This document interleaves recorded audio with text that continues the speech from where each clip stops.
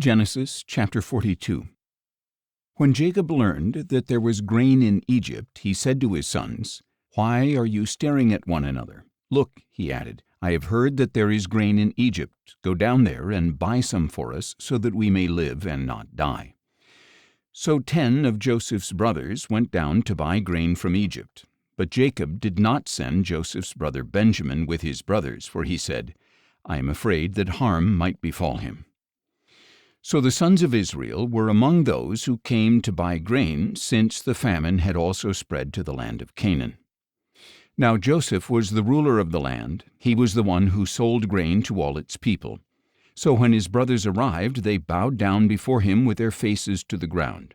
And when Joseph saw his brothers, he recognized them, but he treated them as strangers and spoke harshly to them.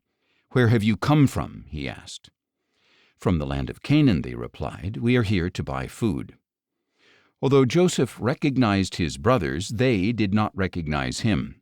Joseph remembered his dreams about them and said, "You are spies. You have come to see if our land is vulnerable." "Not so, my lord," they replied. "Your servants have come to buy food. We are all sons of one man. Your servants are honest men, not spies."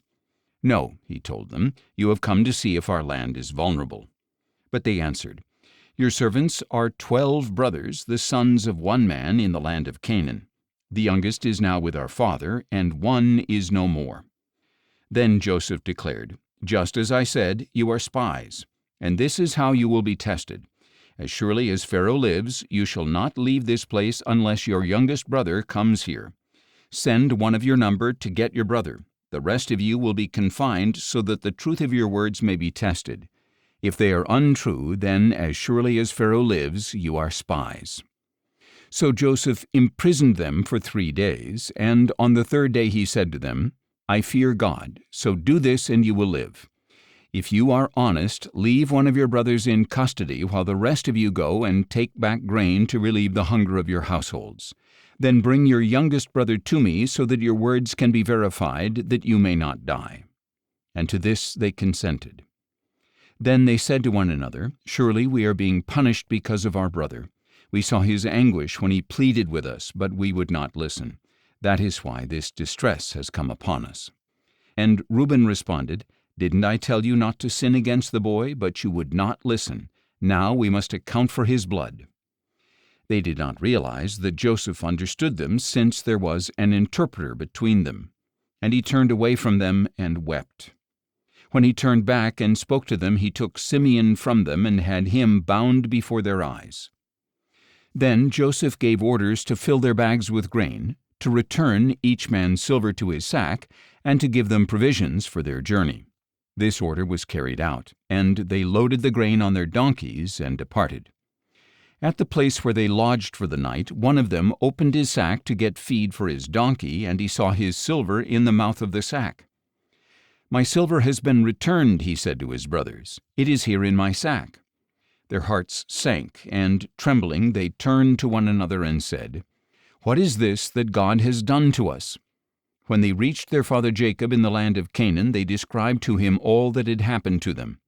"The man who is lord of the land spoke harshly to us and accused us of spying on the country.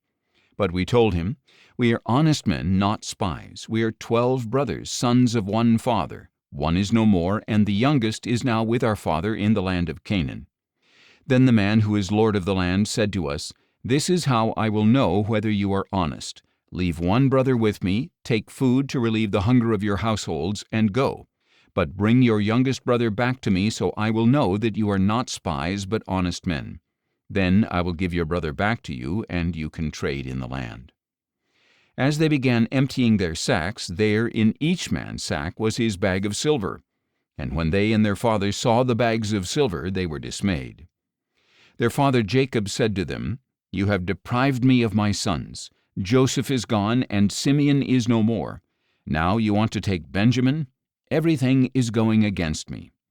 Then Reuben said to his father, 'You may kill my 2 sons if I fail to bring him back to you. Put him in my care, and I will return him.' But Jacob replied, 'My son will not go down there with you, for his brother is dead, and he alone is left. If any harm comes to him on your journey, you will bring my gray hair down to Sheol in sorrow.